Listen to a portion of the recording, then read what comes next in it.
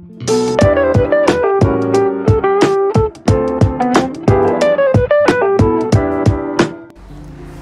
welcome back to my YouTube channel.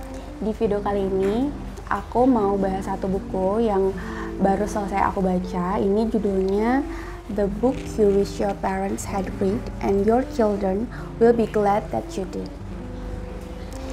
Buku ini ditulisnya oleh Phil Perry. Jadi dia itu adalah seorang psikoterapis, dan buku ini memang ditujukan untuk para orang tua in all stages in parenthood, untuk calon orang tua atau orang tua yang masih memiliki bayi, balita, anak remaja, bahkan kalau anaknya udah dewasa juga tetap cocok untuk baca buku ini.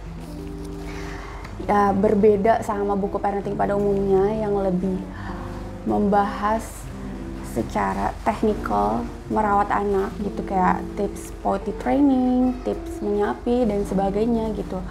Kalau menurut penulis ada hal yang lebih penting dari merawat anak secara fisik, yaitu hubungan antara orang tua dan anak itu sendiri. Seperti yang ditulis di buku ini, the core of parenting is the relationship you have with your child. If people were plants, the relationship would be soil, and healthy relationship support growth. Jadi inti dari parenting itu adalah hubungan dengan anak, itu hubungan antara orang tua dengan anak.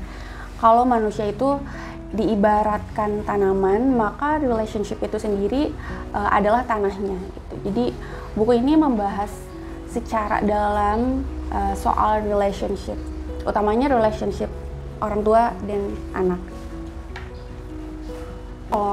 Walaupun kamu belum jadi orang tua, baca buku ini tuh tetap dapat benefitnya karena banyak insight-insight baru yang kalau diaplikasikan itu bisa mengimprove relationship kamu.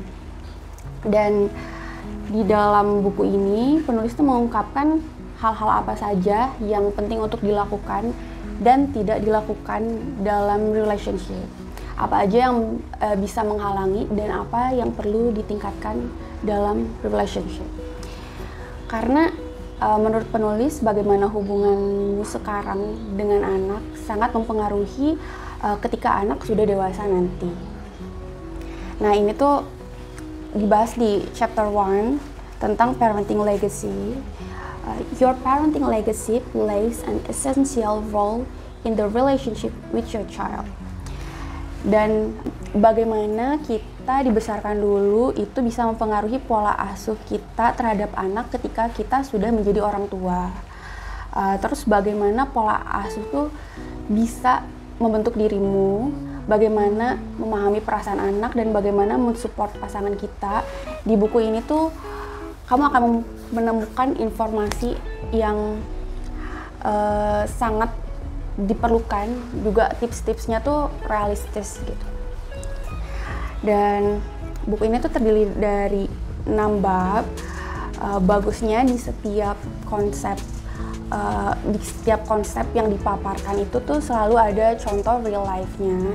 Jadi bisa lebih paham bagaimana mengaplikasikan konsep tersebut.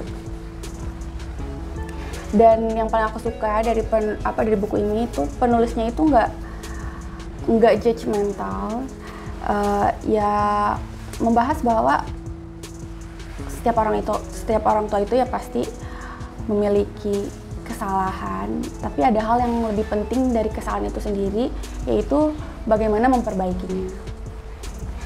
Itu dijelaskan bagaimana pola asuh orang tua di masa lalunya bisa mempengaruhi pola asuh kepada anaknya sekarang. Dan kesehatan mental orang tua itu di sini sangat difokuskan, karena orang tua yang sehat secara mental itu bisa lebih maksimal gitu menjalankan perannya. Jadi penulis ini kan, jadi salah satu kliennya penulis itu namanya Mark. Dia itu masalahnya tidak bisa dekat dengan anaknya, namanya Toby. Jadi rutinitas dia sebagai ayah untuk merawat anaknya itu bener-bener kayak bikin si Mark ini merasa kesal dan tertekan gitu. Sebenarnya si Mark ini sadar kalau dia tuh egois gitu, bisa berpikir seperti itu, merasa seperti itu gitu. Tapi tetap aja gitu dia tuh nggak bisa menikmati perannya sebagai seorang ayah. Singkat cerita dilakukan terapi lah.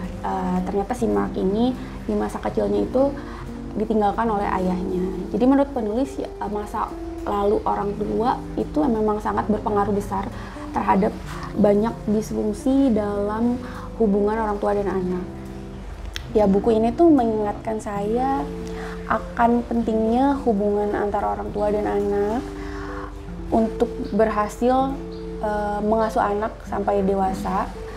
Dan masalahnya itu ya nggak semua orang tua stabil secara emosi gitu. Dan di sini penulis itu memberikan saran-saran yang bisa dijadikan pedoman untuk mencari solusi. Buku ini tuh emang menitik beratkan pada relationship antara orang tua dan anak supaya bisa terbangun bonding yang kuat, dimulai dari merefleksikan diri ke masa lalu kita, hal-hal apa aja yang terjadi di masa kecil kita, bagaimana perasaan kita dulu menghadapi situasi tersebut, dan bagaimana perasaan kita melihat situasi itu di masa lalu gitu. Ya hal ini tuh diharapkan kita tuh jadi bisa lebih berempati gitu pada diri sendiri, pada anak, pada orang tua kita gitu. Jadi important point of this book, kita tuh perlu memperhatikan dialog batin kita gitu. Jadi apakah kamu tuh terlalu kritis sama diri kamu sendiri gitu, apa yang kamu pikirkan ketika kamu tuh melakukan kesalahan gitu. Karena ya kita nggak bisa kasih apa yang kita nggak punya gitu. Jadi kalau kamu terlalu mengkritisi diri sendiri gitu, kalau melakukan kesalahan langsung bener-bener yang menjudge diri sendiri gitu, terlalu kurang empati sama diri sendiri gitu. Kalau kamu nggak punya rasa empati sama diri sendiri, ya kamu juga akan sulit untuk berempati sama orang lain gitu. Aku beli bukunya di Shopee.